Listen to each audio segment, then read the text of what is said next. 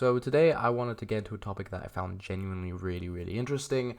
I'm sure we are all aware of who Aristotle is. If you for some reason aren't, then I will link a video in the description down below to a video by the School of Life, who I watch quite regularly for educational purposes, and it will just give you a bit of context and background information on Aristotle.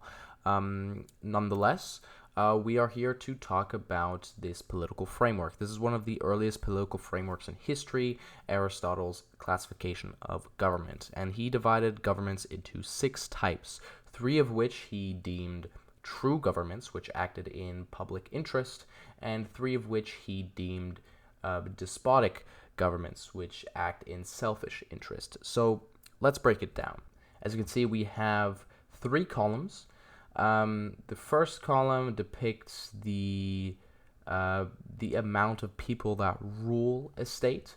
We've got nation ruled by one, nation ruled by the few, and nation ruled by many. And then we have the other 2 columns which depict who these governments are serving.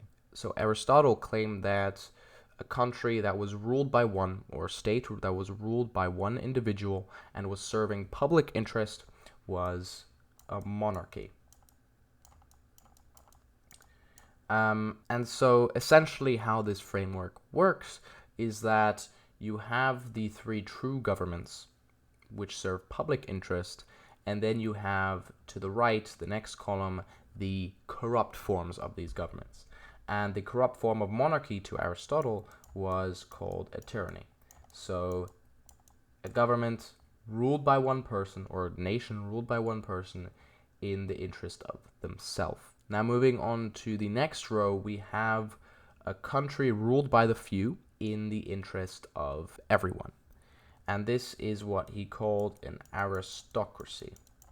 And in Aristotle's mind, the counterpart for an aristocracy was an oligarchy.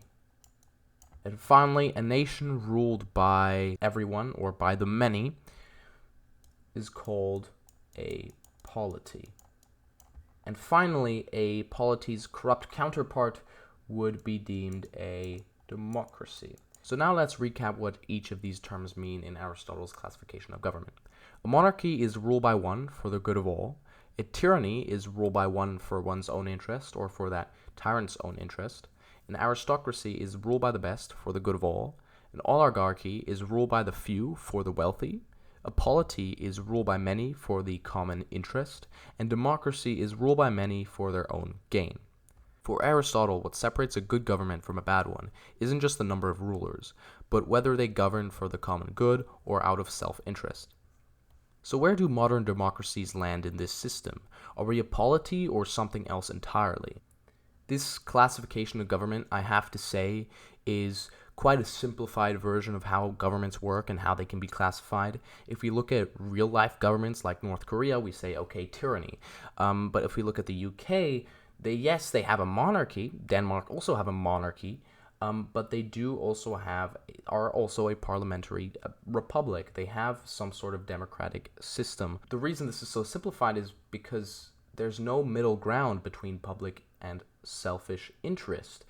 So it begs the question, to what extent are modern democracies serving public interest? It's quite an interesting question that I think we need to ask ourselves in certain democratic processes, and if there's a way to maybe make a sort of political framework that takes into account governments that have systems which, for example, in Aristotle's classification, serve out of public interest and also selfish interest, like a monarchy and a democracy, then it might even help us identifying or classifying if modern democracies are stepping over the line and are really as liberal and as democratic as they say they are.